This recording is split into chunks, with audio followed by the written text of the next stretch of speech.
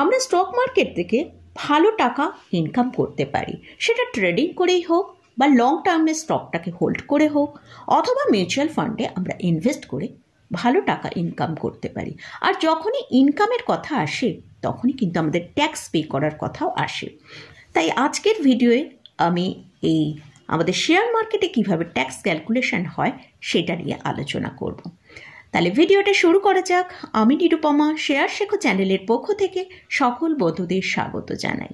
আজকের ভিডিওটা কিন্তু খুবই একটা ইনফরমেটিভ ভিডিও, তাই এই ভিডিওটা যদি আপনার ভালো লাগে অবশ্যই আপনি আপনার বন্ধু বান্ধব, রিলেটিভ সকলের সাথে শেয়ার করুন এবং লাইক করতে ভুলবেন না।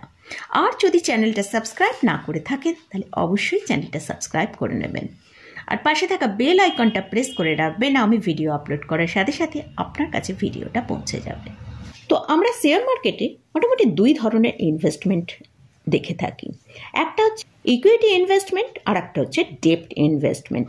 ইকুইটি ইনভেস্টমেন্টটা মানে হচ্ছে স্টকে, মিউচুয়াল ফান্ডে, ইটিএফে যে ইনভেস্টমেন্টটা করছেন সেটাই হচ্ছে ইকুইটি ইনভেস্টমেন্টে।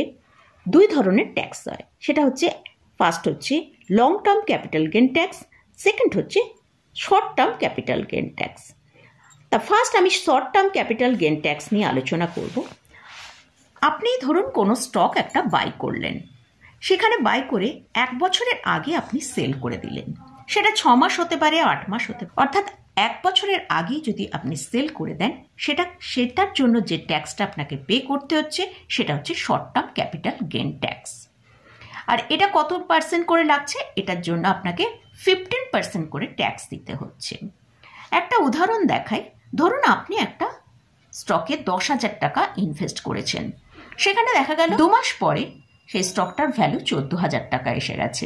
আপনি সেখানে সেল করে দিলেন, তো আপনাকে তখন সেখানে short term capital gain tax দিতে হবে। তো এই ট্যাক্সটা কিভাবে ক্যালকুলেট হবে সেটা একটু বোঝানোর চেষ্টা করছি। আপনি 14,000 টাকায় সেল করেছেন আর আপনার ক্যাপিটাল ছিল 10,000 টাকা। তাহলে এখান 14,000 থেকে 10,000 মাইনাস করলাম, সেখানে থাকছে 4,000 টাকা। এই 4,000 টাকার উপরে আপনার 15% করা হলো, সেক্ষেত্রে দেখা গেল 600 টাকা হচ্ছে। তো এই 600 টাকা আপনাকে ট্যাক্স ভরতে হবে। এছাড়াও আরও কিছু কিছু ট্যাক্স আমাদের দিতে হয়। নেক্সট আসছি লং টার্ম ক্যাপিটাল গেইন ট্যাক্সে। আপনি কোনো স্টক বাই করেছেন, সেটা 1 বছর পর 1 বছরের ওপরে আপনি হোল্ড করে তারপর সেই স্টকটা সেল করে দিলেন। সেটা 1 বছর হতে পারে, 5 বছর হতে পারে, 10 বছর হতে পারে, তারপর আপনি সেল করে দিলেন। সেক্ষেত্রে কিন্তু আপনার যে ট্যাক্সটা আসবে সেই ট্যাক্সটা হচ্ছে লং টার্ম ক্যাপিটাল গেইন ট্যাক্সের আওতায় আপনি আসবেন। এখানে আপনাকে 10% ট্যাক্স দিতে হবে।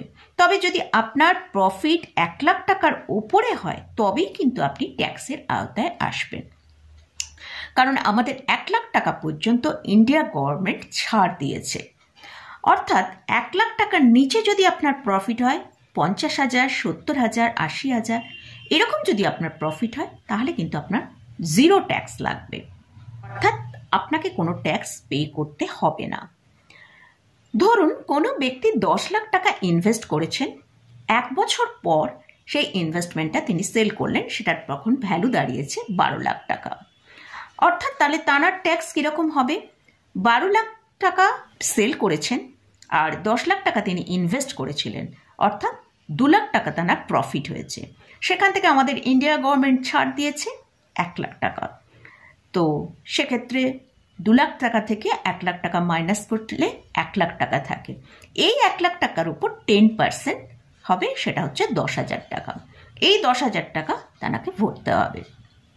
এটাই যদি আমি শর্ট টার্ম ক্যাপিটাল গেইন ট্যাক্সে একবার দেখাই, সেক্ষেত্রে আপনি দেখতে পাবেন যে এই 12 লাখ টাকায় তিনি বিক্রি করেছেন আর 10 লাখ টাকা তার ক্যাপিটাল ছিল, 2 লাখ টাকা তার প্রফিট ছিল। এই 2 লাখ টাকার প্রফিটের ওপর কিন্তু তাকে 15% ট্যাক্স পে করতে হচ্ছে, অর্থাৎ 30,000 টাকা তাকে ট্যাক্স পে করতে হবে যদি শর্ট টার্মে তিনি এইটা সেল করেন, মানে 1 বছরের আগে যদি তিনি সেল করে দেন। এরপর আমরা আসছি ডেপ্ট মিউচুয়াল ফান্ডে।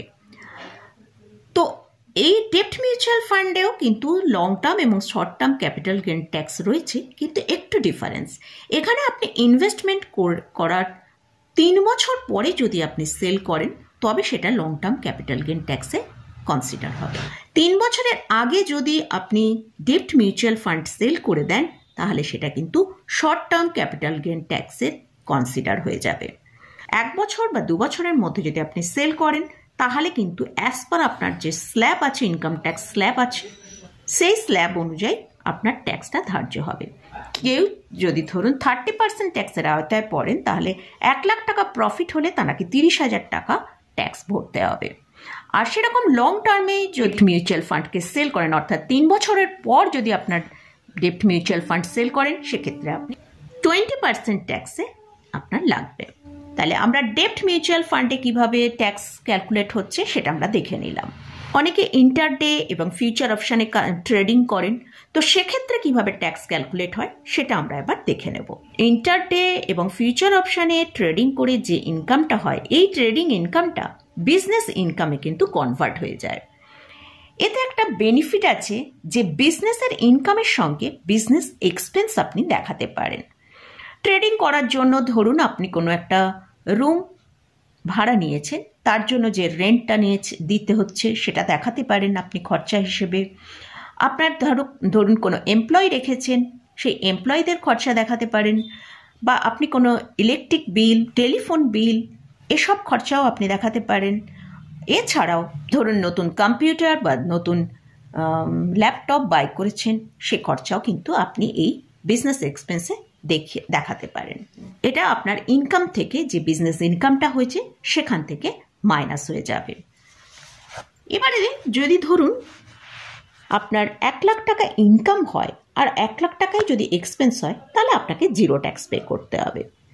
আর যদি আপনার 5 লাখ টাকা ইনকাম হয় আর এক্সপেন্স 1 লাখ টাকা হয় তবে আপনাকে 4 লাখ টাকা ইনকামের ওপর কিন্তু যে স্ল্যাব রয়েছে সেই অনুযায়ী আপনার ট্যাক্স পে করতে হবে। এটা হলো বিজনেস ইনকাম, তাই এইটা ইনকাম ট্যাক্সের যে স্ল্যাব আছে সেই অনুযায়ী আপনাকে পে করতে হবে। তো মোটামুটি আজকের ভিডিওয়ে আমি এটাই আলোচনা করলাম যে আমরা শেয়ার মার্কেটে যে শর্ট টার্ম লং টার্মে কাজ করি তার উপর আমাদের কীরকম ট্যাক্স পে করতে হয়, সেটা ইকুইটি ক্ষেত্রে এবং ডেপ্টের মিউচুয়াল ফান্ডের ক্ষেত্রে কী ধরনের ট্যাক্স আমাদের পে করতে হয়। এছাড়াও যারা ট্রেডিং করেন, ইন্টারডে ফিউচার অপশানে ট্রেডিং করেন তাদের জন্য কিভাবে ট্যাক্স ক্যালকুলেট করা হয় সেটা নিয়ে আজকের ভিডিওয়ে আলোচনা করলাম। তো মোটামুটি আজকের মতন ভিডিওটা এখানেই শেষ করছি। ভিডিওটা যদি ভালো লাগে অবশ্যই লাইক করবেন, শেয়ার করবেন, সাবস্ক্রাইব করবেন। ধন্যবাদ।